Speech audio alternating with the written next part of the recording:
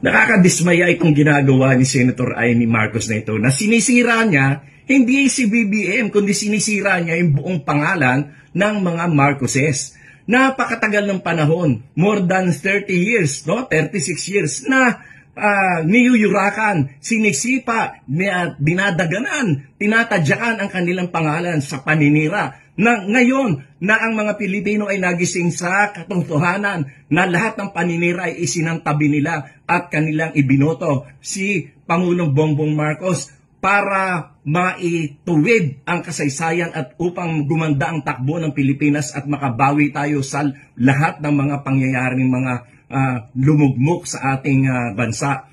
Ngayon ay sinisira niya. Sinasabi pa niya na nag-drug user daw si BBM at yang kaya pinakasalan ni Lisa ay upang maging matuwid ang kanyang buhay. Napakalaking kalokohan yan.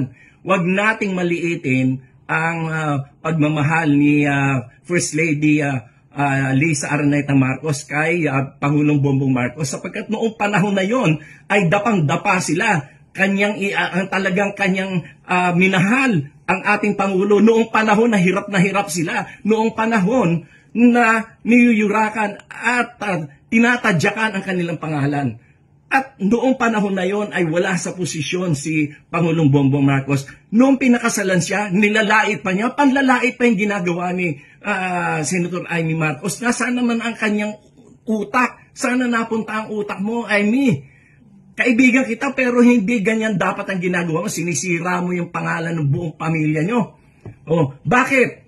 Kasi meron ka nahuhulinigan na yung iyong bagman dyan sa DPWH ay malapit na raw kumanta sa aking pagkakaalam sa mga media circle ay malapit na kumanta yung iyong bagman dyan sa Ilocos, yung mga DPWH projects na yan. At sa aming narinig din na si Diskaya pala ay contributor sa campaign mo, na donors mo rin sa campaign mo. At yung hindi ka na pagbibigyan doon sa mga pwesto na gusto mong ipa-appoint. Kaya ikaw ay galit na galit sa iyong kapatid. Pero kung galit ka sa kapatid mo, dapat ay yan ay ipaglihim nyo lang sa inyong pamilya. Huwag mo idamay ang mga Pilipino, huwag mo idamay ang Pilipinas. Ngayon maninira ka, magdi-destabilize ka ng gobyerno. Sino pinapahirapan mo? Ang mga Pilipino. Yan ba ang dapat mong gawin? Dapat mo ba sirain ang ating bansa? Mag-isip-isip ka, Amy. Nasaan ang utak mo? Gusto niyong pag-resignin si BBM? Iilang piraso lang naman kayo na nagsasabi niyan. Takot na takot kasi kayo na malapit na kayong makorner, malapit na kayong makasuhan, malapit na kayong makulong kayo na mga kalaban ng politika sa administrasyong BBM. Nagsisigawan kayo, iilang piraso lang kayo gusto mag-resign, samantalang mas marami ang naniniwala at kumakampi kay Presidente Bongbong Marcos. Yung mga aligasyon niyo ng mga adik-adik na yan, lumang tugtugi na yan, wala nang bumibili dyan. Kahit nga noon pang binabato yung issue na yan kay President Bongbong Marcos, anong nangyari?